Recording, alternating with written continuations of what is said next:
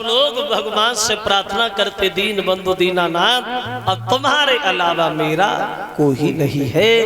तो भगवान देवताओं को इशारा देते, तुम भी जाओ भूमि पे और धरो यादवी रूप, और आऊंगा यदुवंश में बन के यादव भूप।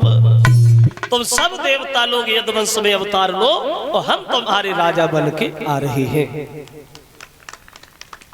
अब देवता अवतरित हो रहे हैं और इधर अब देखे कंस के घर में, कंस के घर में, कंस के जो चाचा थे ना देवक, इन देवक के घर में इनकी 7 लड़कियां बताई गई और ये 7 लड़कियां जो थी ये वसुदेव को ही ब्याही गई थी।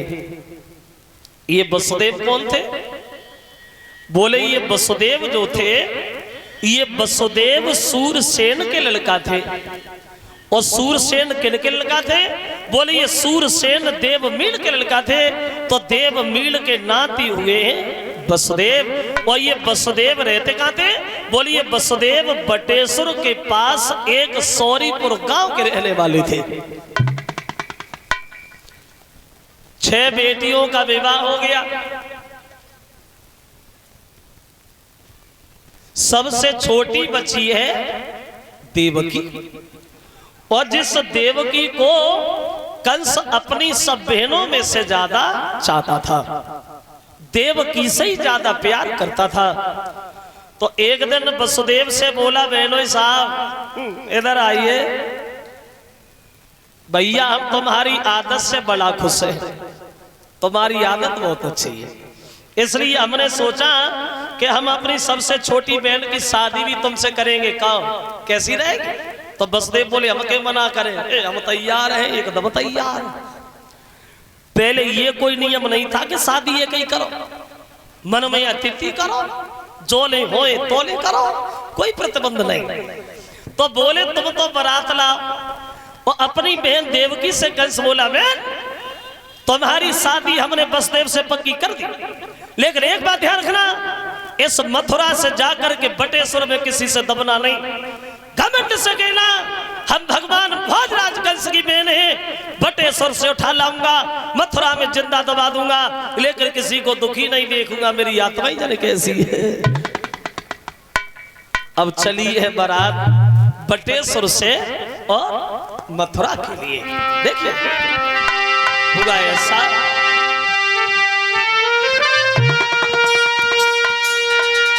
तो हंसी खुशी के साथ फिर चली है बारात की मथुराई। और मंडप लो गढ़वाई रे देवकी की भाई सगाई।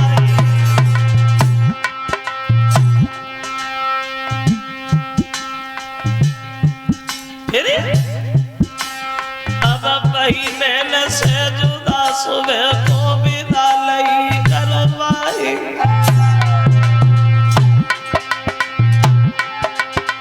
पलकी के बीच में लीनी लली बिठाई।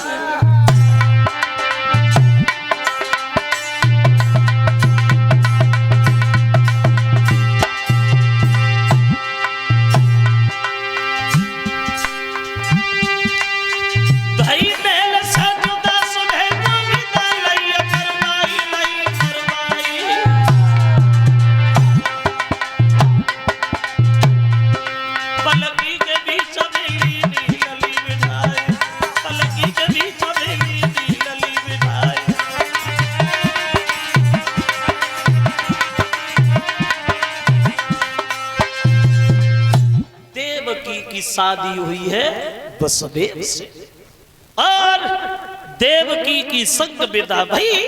तो ये देवकी पालकी में बैठ करके ससुराल के लिए चली बाहर। तो लड़कियां देवकी को विदा करने लगी, देवकी को विदाई में लग गई हैं। देवकी भी बड़ा मगन है, ससुराल में जा रही है, बहुत खुश, बहुत खुश, बहुत खुश। रो के नहीं गई देवकी, जैसे आजकल लड़की ससुराल में जाती तो रोती। पहले ये रोना नहीं चलता था, रोना तो बताया गया है अभी थोड़ी देर पहले से चला है। 1947 से पहले जब ये हमारा देश गुलामी में था, तब हमें हिंदुओं के साथ कोई अच्छा बर्ताव नहीं बरता जाता था। तब से ये रोना चला। हमारे देश को आजादी तो मिल गई, लेकिन इस रोने से आजादी आज तक नहीं मिली। देश को तो आजादी मिली, लेकिन रोने से आजादी नहीं मिली। और अब रोएबो का है, अब तो रोएबे की एक परंपरा सी बनी गई है। जा पे रोवा तो सो रोवती, ना रोए पाती सो रोवती। क्या करे भैया, मजबूरी है, चल रही वो तो है ही है। और कोई समझदार लड़की, पढ़ी लिखी लड़की ससुराल में जाए, रोए ना, चुपचाप चली जाए, तो और औरतें वह चैन ही ना लेन देती, ने कहूं ना रोई, उल के बैठ गई जगह ही सर्राट है। रोना। एक दिन एक लड़की की विदा हो रही थी, तो लड़की की जब विदा हुई तो लड़की चिल्ला चिल्ला कर रो रही थी, खूब रो रही थी। तो जब लड़की को रोता हुआ देखा, उसका एक छोटा भाई था, वो अपने पिता से बोला, क्यों पापा, दीदी रो रही है, जीजा जी क्यों नहीं रो रहे? लड़का बोला, पापा ये दीदी रो रही है, जीजा क्यों नहीं रो रहे? तो पापा बोले, लला तेरी दीदी तो आज ही रो रही है, जीजा आज के बाद जिंदगी भर रोएंगे। विदा किया, और जब विदा किया तो लड़कियां गीत गाने लगी, और देवकी से बोली है, बहन अरे जा मेरी मेरी तू रे सुखारी, जा मेरी मेरी तुम।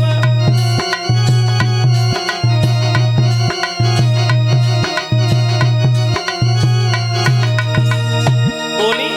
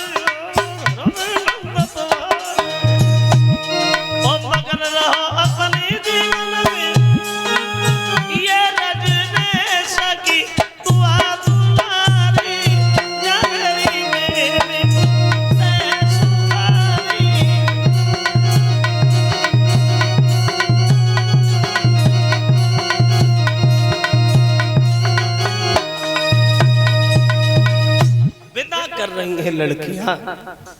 अकस्मात कंस आ गया, बहन इधर आओ। अब ऐसे पालकी में बैठ के कब तक पहुंचोगी बटेश्वर में? ला हमारे रथ पे बैठो, थोड़ी दूर हमें तुम्हें छोड़ दे। अब हमें यहाँ अच्छा भी नहीं लगेगा, अकेले रह गए, तुम भी जा रही हो। अब देखो विधि का विधान, परमेश्वर की माया। अब रथ में देवकी को बिठा लिया कंस ने। अब हुआ ऐसा, तो रथ में देवकी बैठी गई, और पीछे से एक रसाला है, और ताके पीछे कंसराज वसुदेव कुंवर का साला है।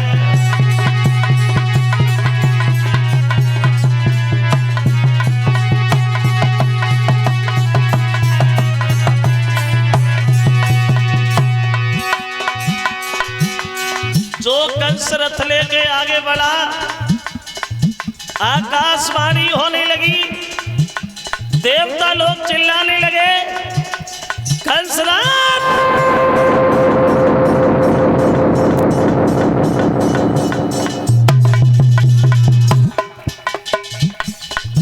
जो कंस ने ऊपर देखा तो देवता बोले,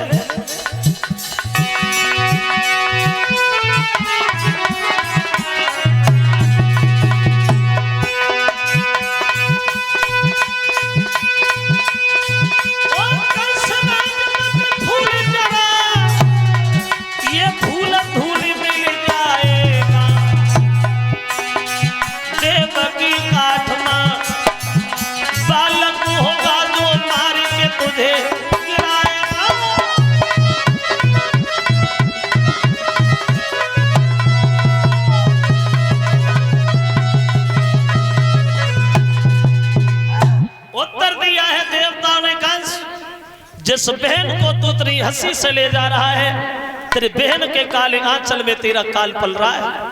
तेरी बहन के गर्भ से जो 8वां लड़का होगा, जिसके हाथ से तू मारा जाएगा। जो ये शब्द कंस ने सुने तो केसों को पकड़ करके देवकी को रथ के नीचे खींच लिया। नहीं नहीं नहीं, झूठ बोल रहे तुम लोग। कंस को कोई नहीं मार सकता, क्योंकि ये कंस अमर है।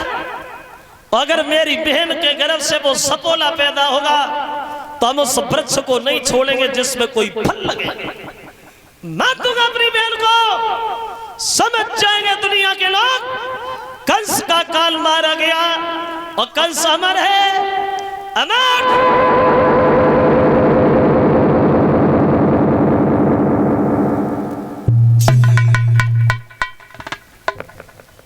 कहने लगा है माफ करना बहन, दुनिया के लोग जानते